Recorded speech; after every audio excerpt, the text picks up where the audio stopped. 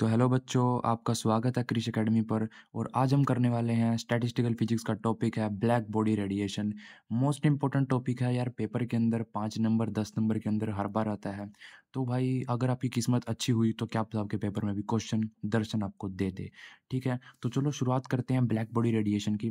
तो देखो यार, टॉपिक बड़ा इंपॉर्टेंट है। एंड सबसे पहले देखो, ब्लैक बॉडी रेडिएशन के अंदर हमको करना क्या है। हमको ना एक ब्लैक बॉडी लेनी है। ठीक है, सबसे पहले let consider a hollow enclosure. हमने ना एक होलो एनक्लोजर ले लेना है in form of black body. मतलब क्या है यार, होलो एनक्लोजर क्या होता है। देखो, ये डायग्राम बनेगा ब्लैक बॉडी रेडिएशन का। ये कुल मिला के इस प्रकार से देखो, ये सर्कल टाइप है ना, ये मतलब मैंने एक होलो एनक्लोजर ले लिया है। ठीक है, इसका नाम होता है होलो एनक्लोजर। इसको या ब्लैक बॉडी बोल लो या होलो एनक्लोजर बोल लो, बात एक ही है, आपकी मर्जी है। ठीक है यार, तो आपने कुल मिला के ये डायग्राम बना लिया। अच्छा, whose walls are maintain at constant temperature. Most important line है, जो आपने इसकी दीवारें बनाई हैं ये। ठीक है, जो सर्कल आपने बनाया है, आपने एक होलो स्फीयर ले लिया एक प्रकार से। ठीक है, उस होलो स्फीयर के अंदर लगभग आपने जो आपकी जो टेम्परेचर है ना, वो आपका कांस्टेंट है। ठीक है, आगे देखो, and volume inside the enclosure is filled with EM radiation. जो यार इसके अंदर का वॉल्यूम है ना, इसके अंदर का जो वॉल्यूम है, वॉल्यूम आपको ब्लू, यहाँ पर ब्लू से निशान आपको दिख रहे होंगे। ठीक है, तो ये क्या है, ये सारा का सारा वॉल्यूम है। तो होलो एनक्लोजर का जो वॉल्यूम है ना, वो आपने भर रखा है किसके साथ में यार, इलेक्ट्रोमैग्नेटिक रेडिएशन के साथ में आपने भर रखा है। उसके बाद these radiations are called black body radiation.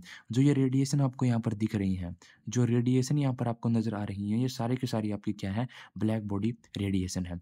देखो यार, डायग्राम मैं बताता हूँ आपको क्या कुछ आपने करना है डायग्राम के अंदर, या किस प्रकार हमने जो डायग्राम है वो बना रखा है। देखो यार, सबसे पहले तो हमने ना एक सर्कल बना लिया।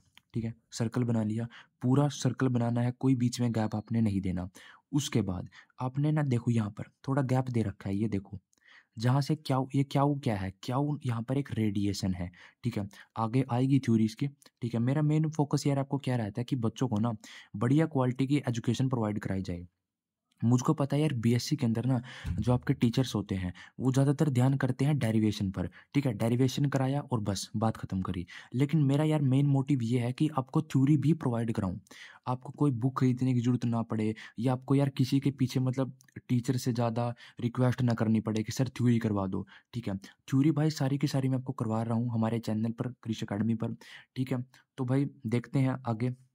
ये देखो यार, इसके अंदर मैंने पूरा बना दिया सर्कल ये। अब यहाँ पर ना मैंने थोड़ा गैप दे रखा है यहाँ पर। इस गैप के अंदर क्या एंटर कर रही है, इस गैप के अंदर जो क्याऊ है ना, क्याऊ मेरी होती है बेटा रेडिएशन। यहाँ पर रेडिएशन एंटर कर रही है। रेडिएशन कौन सी है, आप कहोगे सर इलेक्ट्रोमैग्नेटिक रेडिएशन। ठीक है, चैप्टर पढ़ा होगा 12th क्लास में फिजिक्स के अंदर, इलेक्ट्रोमैग्नेटिक वेव, वो भी इंपॉर्टेंट चैप्टर है। उसी की तरह से यहाँ पर निकल के आई है ईएम वेव्स। ईएम वेव है या इलेक्ट्रोमैग्नेटिक रेडिएशन है क्याऊ नाम की, ये आपकी एंटर हो रही हैं। देखो ये जो गैप दे रखा है यहाँ पर, ये एंटर हो रही हैं एंड इस पी पॉइंट पर जाके ये टकरा रही हैं। ठीक है, इस पे टकराई, टकराने के बाद क्या होगी, रिफ्लेक्शन होगी ना। यहाँ पर रिफ्लेक्शन हो गई, इससे टकराई, फिर यहाँ पर गई, फिर नीचे आई, फिर ऊपर गई, फिर नीचे आई। समझ रहे हो बात को, किस प्रकार से डायग्राम आपको ड्रॉ करना है, एज इट इज बना देना है। ठीक है भाई, कोशिश करूंगा यार थोड़ा थोड़ा और बढ़िया बनाने की कोशिश करूंगा। ठीक है, आप भी थोड़ी कोशिश करना। नहीं, अगर ये भी आपने ड्रॉ कर लिया ना तो लगभग ठीक है। ठीक है, आगे देखते हैं। आगे देखो यार, there is a small hole in black body wall. देखो यहाँ पर जो ब्लैक बॉडी है ना, ये यहाँ पर आपको ना छोटा सा होल नज़र दिखाई दे रहा होगा, यही होल है। वेयर जो रेडिएशन आपकी क्याऊ are coming in black body, जहाँ से जो क्याऊ नाम की रेडिएशन है वो एंटर कर रही है ब्लैक बॉडी के अंदर। These EM radiation are made up of photons. अब बड़ी बात आई है भाई, मेन इंपॉर्टेंट बात यहाँ पर इस टॉपिक की यही है। ठीक है, जो सारा का सारा हमारा टॉपिक है ब्लैक बॉडी रेडिएशन, ये सारा का सारा टॉपिक हमारा ना फोटोन के ऊपर घूमता है। किसके ऊपर भाई, फोटोन के जो आसपास ये टॉपिक सारा का सारा हमारा रिवॉल्व करता है। देखो यार, फोटोन जिसकी एनर्जी क्या है, एच न्यू है, आपको पता है फोटोन की एनर्जी कितनी होती है बेटा, एच न्यू होती है। And momentum is h nu by में सी, या बोल सकते हो यहाँ पर एच सी बाय में लैम्डा। समझ आई बात। तो कुल मिला के भाई मैं आपको मोटा मोटा सा बता देता हूँ इसका कंसेप्ट क्या है। आपने यहाँ पर क्या क्या काम किया, एक होलो स्फीयर ले लिया, या आपने एक होलो एनक्लोजर ले लिया ब्लैक बॉडी के फॉर्म में। ठीक है, ये सारा का सारा क्या आपका ये ब्लैक बॉडी का डायग्राम है। आपने ना यहाँ पर जो इसकी वॉल है ये तो पूरी फिक्स वॉल हो गई आपकी एट कांस्टेंट टेम्परेचर। पेपर के अंदर कंपलसरी पार्ट में पूछ लेगा कि ब्लैक बॉडी रेडिएशन के अंदर ना टेम्परेचर कैसा होता है, टेम्परेचर कांस्टेंट होता है या टेम्परेचर वेरी करता है। तो आपको लिखना होगा कि सर जो टेम्परेचर होता है ना वो आपका कांस्टेंट होता है। समझ आई बात? यहाँ से एक एक नंबर के क्वेश्चन ही बन रहे हैं, दो दो नंबर के क्वेश्चन ही बन रहे हैं। मोस्ट इंपॉर्टेंट टॉपिक है मेरे हिसाब से ये, जो आपकी स्टैटिस्टिकल फिजिक्स है उसका। ठीक है, अब देखो आपने यहाँ पर ये बना लिया। अब आपने ना एक होल यहाँ पर क्रिएट कर देना है। आपने जो अंदर वाला डायग्राम बनाओगे ना कुछ इस शेप का आपने डायग्राम बनाना है। एंड यहाँ पर आपने ना थोड़ा सा होल क्रिएट कर देना है जिसके अंदर से क्याउ नाम की रेडिएशन एंटर करेंगी हमारी ब्लैक बॉडी के अंदर। समझ आई बात? क्याउ नाम की रेडिएशन आएंगी, एंटर करेंगी ब्लैक बॉडी के अंदर, रिफ्लेक्शन दिखाएंगी, पी पॉइंट पर टकराएंगी। ठीक है, कभी नीचे जाएंगी कभी ऊपर जाएंगी। यार कुल मिला के बात एक है, रिफ्लेक्शन करेंगी जो हमारी रेडिएशन है, ईएम रेडिएशन। ठीक है, एक आधा क्वेश्चन यहाँ से ही बन सकता है कि हम कौन सी रेडिएशन इस्तेमाल करते हैं ब्लैक बॉडी के अंदर। तो आप बोलोगे सर हम इलेक्ट्रोमैग्नेटिक जो वेव है या इलेक्ट्रोमैग्नेटिक जो रेडिएशन है वो हम इस्तेमाल करते हैं। समझ आई बात? और जो बनी होती है ना ये फोटोन की बनी होती है। फोटोन की एनर्जी एच न्यू होती है, मोमेंटम इसका एच न्यू बाई में सी होता है। आगे देखो, आगे हमको पढ़ना है we can treat this radiation as particle. जो हमने कहा यहाँ पर क्याउ नाम की रेडिएशन एंटर कर रही है ब्लैक बॉडी के अंदर, तो हम ना इन रेडिएशन को पार्टिकल के तौर पर ट्रीट करेंगे। समझ आई बात मैंने क्या कहा? हम पार्टिकल के तौर पर ट्रीट करेंगे इन रेडिएशन को। ठीक है, and inside the black body this radiation consist of large number of photons. बात को समझो। देखो जो मेरी ये क्याउ नाम की रेडिएशन थी ना, जो मेरी क्याउ नाम की रेडिएशन थी, बाहर यहाँ पर थोड़े पार्टिकल थे। समझ आई बात? जो रेडिएशन है ये फोटोन से मिलकर बनी हुई है। एंड इन रेडिएशन को हम बेटा पार्टिकल के तौर पर ट्रीट करने वाले हैं। चीज़ें क्लियर हो रही हैं? कंसेप्ट पूरे। अब देखो बिल्कुल क्रिस्टल क्लियर कर देंगे कंसेप्ट को ना, इजी पीजी बना देंगे। आगे देखो, अब ये जो रेडिएशन है ना जब ये ब्लैक बॉडी के अंदर जाएंगी तब ना आपको पता है यार कोई भी ब्लैक बॉडी होती है, कोई भी बॉडी होती है, बहुत सारे लार्ज नंबर ऑफ पार्टिकल वहाँ पर पाए जाते हैं। तो जब रेडिएशन यहाँ पर ब्लैक बॉडी के अंदर जाएगी ना तो ये कंसिस्ट करेगी लार्ज नंबर ऑफ पार्टिकल से। समझ आ रही है बातें? पहले तो पार्टिकल कम थे यहाँ पर क्याउ के अंदर, जब क्याउ ब्लैक बॉडी के अंदर गई तो पार्टिकल क्या हो गए, बहुत सारे number of large number of particle यहाँ पर क्याउ के अंदर हो गए। आगे देखो, and large number of photon. समझ आ गई बात? फोटोन क्या है हमारे, फोटोन पार्टिकल ही तो है ना। हमने पढ़ा है कि फोटोन हमारे पार्टिकल हैं। ये देखो दिस रेडिएशन एज पार्टिकल। आगे देखो, and they can suppose as photon gas. भाई इंपॉर्टेंट क्वेश्चन है कंपलसरी के अंदर यार, शायद हर बार पेपर के अंदर आता है कि what is photon gas and what is electron gas. ठीक है, इलेक्ट्रॉन गैस को हम आगे की वीडियो में कवर करेंगे, लेकिन फिलहाल इस बात को समझते हैं कि फोटोन गैस क्या होती है। देखो यार नॉर्मल आपको पता है गैस पार्टिकल क्या होते हैं। गैस पार्टिकल देखो भाई मतलब नॉर्मल गैस आपकी, ठीक है, गैस के अंदर बहुत सारे पार्टिकल होते हैं, वो आपस में कोलाइड करते हैं अलग अलग वेलोसिटी के साथ, अलग अलग अपनी फ्रीक्वेंसी के साथ, एनर्जी के साथ। समझ आ रही है बातें? जो फोटोन होते हैं ना, फोटोन भी गैस की तरह बिहेव करेंगे। कैसे करेंगे? देखो जो फोटोन है हमारे, ठीक है, फोटोन हमारे यहाँ पर क्या थे, अंदर आए और अंदर आके ना बहुत सारे लार्ज नंबर ऑफ फोटोन यहाँ पर मिल गए। अब यहाँ पर देखो large number of photon black body के अंदर है। अब ये तो है नहीं कि भाई वो एक जगह बैठे रहेंगे, शांत बैठे रहेंगे।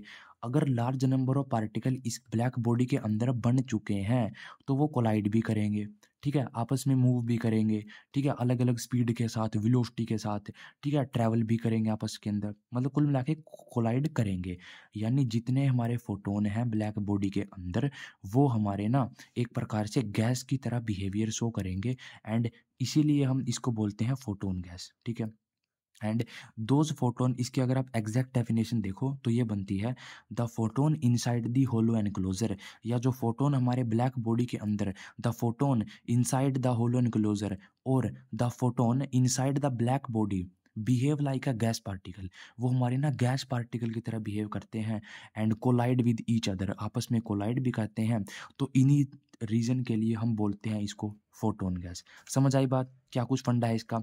आगे देखो यार, these radiation are emit by an ideal black body. अब जो ये रेडिएशन है ना क्या हो, ये किसके द्वारा एमिट हो रहे हैं? देखो कोई ना कोई पार्टिकल तो इनको एमिट कर रहा होगा, ठीक है? तो उसका नाम है ब्लैक बॉडी। बिल्कुल मज़े वाली बात है यार कि ब्लैक बॉडी ने ही इनको बनाया, ठीक है? देखो फंडा क्या है यार, ब्लैक बॉडी ने ही इनको एमिट किया और ब्लैक बॉडी के अंदर ही ये एंटर कर रहे हैं। है ना मज़े वाली बात? ब्लैक बॉडी ने इनको एमिट किया, इनको ही बनाया एंड ये खुद ही यार ब्लैक बॉडी के अंदर एंटर कर रहे हैं, ठीक है? आगे देखते हैं यार, आगे जो हमको पढ़ना है टॉपिक ब्लैक बॉडी के अंदर, यार वो हमको पढ़ना है ग्राफ, ठीक है? वो हमको पढ़ना है ग्राफ। देखो ग्राफ में हमको क्या कुछ पढ़ना होगा, देखते हैं। ग्राफ यहाँ पर हम बनाएंगे एनर्जी का और वेवलेंथ का। लैम्डा होती है हमारी वेवलेंथ, सेंटीमीटर के अंदर हम लेते हैं, एंड एनर्जी हमारी होती है यहाँ पर जूल वगैरह के अंदर, अर्ज वगैरह के अंदर हम ले लेते हैं, ठीक है? अब देखो ग्राफ हमारा कैसा बनेगा, ये मेरे टेम्परेचर है, ठीक है? 1650 है, फिर टेम्परेचर मेरा कम हो गया। आप ना ये टेम्परेचर याद मत करना, ठीक है? टेम्परेचर मैंने इसलिए लिखे हैं ताकि आप ना कंसेप्ट समझ पाओ। इस टॉपिक के कंसेप्ट को अपने समझना है, ना कि रटना है, ठीक है? रटंत विद्या छोड़ दो, कंसेप्ट को, ठीक है? कंसेप्ट को समझो। जितना कंसेप्ट पढ़ोगे ना, उतना ही ज़्यादा तुम ग्रो करोगे लाइफ के अंदर, और जितना रटंत विद्या का सहारा लोगे भाई कुछ नहीं होने वाला। समझ में आ रही हैं चीज़ें? ठीक है? मेरा मेन मोटिव ये है कि आपके कंसेप्ट बिल्कुल क्रिस्टल क्लियर कर दिए जाएँ। आगे देखो, देखो यार यहाँ पे ट्रेंड फ़ॉलो हो रहा है एक, सबसे ज़्यादा टेम्परेचर, उससे बाद थोड़ा कम टेम्परेचर, फिर कम टेम्परेचर, फिर उससे कम, फिर उससे कम। समझ आई बातें? यानी हमको ना एक ये कर्व बनानी है ऐसे, ठीक है? ये कर्व किसकी है? ये कर्व हमारी एनर्जी की कर्व है वेवलेंथ पर, ठीक है? नीचे हमारी वेवलेंथ है, ऊपर हमारी एनर्जी है, एंड ये हमारे कोई पर्टिकुलर टेम्परेचर है। समझ आई बात? अब देखते हैं इसकी, इस ग्राफ के मेन ट्रेंड हमारे क्या हैं? इस ग्राफ से हमको क्या-क्या चीज़ें पता चल रही हैं? ठीक है? तो यार अब हम देखेंगे इम्पोर्टेंट पॉइंट कौन-कौन से हैं ब्लैक बॉडी रेडिएशन के ऑन बेस ऑफ ग्राफ। जो हमने पीछे ग्राफ बना रखा है, तो इस ग्राफ को देखकर ना हम क्या-क्या पॉइंट बता सकते हैं। देखो यार, सबसे पहला पॉइंट है energy is not uniformly distributed in BB. यहाँ पर बीबी का मतलब है ब्लैक बॉडी। समझ आई चीज़ें? ब्लैक बॉडी रेडिएशन के अंदर जो एनर्जी होती है, वो हमारी ना यूनिफॉर्मली डिवाइड नहीं होती, यूनिफॉर्मली डिस्ट्रीब्यूट नहीं होती। यूनिफॉर्मली का मतलब होता है एक समान, एक जैसी, ठीक है? कि यार किसी जगह तो एनर्जी बहुत ज़्यादा है, किसी जगह एनर्जी बहुत कम है। एग्जाम्पल दिखाऊं? ये देखो एग्जाम्पल देखो, जो हमने पीछे ग्राफ बना रखा है ना, यहाँ पर देखो, कोई कर्व तो यार आपकी बहुत बड़ी कर्व बन रही है, कोई कर्व बहुत छोटी है, कोई कोई उससे बड़ी है, कोई उससे छोटी है। यानी कुल मिला के ब्लैक बॉडी रेडिएशन के अंदर जो एनर्जी है ना, एनर्जी का डिस्ट्रीब्यूशन यूनिफॉर्म नहीं है। समझ में आई बात? अगला पॉइंट देखते हैं यार। देखो, अगला पॉइंट हमको क्या बोलता है? अगला पॉइंट हमको कह रहा है कि एट अ गिवन टेम्परेचर, किसी भी गिवन टेम्परेचर पे, जैसे मैंने यहाँ पर टेम्परेचर की वैल्यू लिख रखी है, ठीक है? तो आप कोई भी टेम्परेचर उठा लो, जो इंटेंसिटी होगी हीट रेडिएशन की। अब देखो यार इसका फंडा क्या है? जो इंटेंसिटी है ना यहाँ पर, ये इंटेंसिटी ऑफ हीट रेडिएशन, इसका मतलब है एनर्जी, ठीक है? इसका क्या मतलब है? इसका मतलब है जो मैंने ग्राफ बना रखा है ना, इस ग्राफ के अंदर जो ई लैम्डा है, ई लैम्डा ही क्या है? ई लैम्डा है मेरा इंटेंसिटी ऑफ हीट रेडिएशन। क्या है? दोबारा से बोलो यार, इंटेंसिटी ऑफ हीट रेडिएशन, ठीक है? कौन है? मेरा ई लैम्डा है। देखो, एट अ गिवन टेम्परेचर, भाई यार किसी भी गिवन टेम्परेचर पर जो मेरी इंटेंसिटी होगी हीट रेडिएशन की, वो मेरी इंक्रीज करेगी। बात समझ में आई? वो मेरी ना बढ़ेगी, इंक्रीज करेगी विद इंक्रीज ऑफ वेवलेंथ।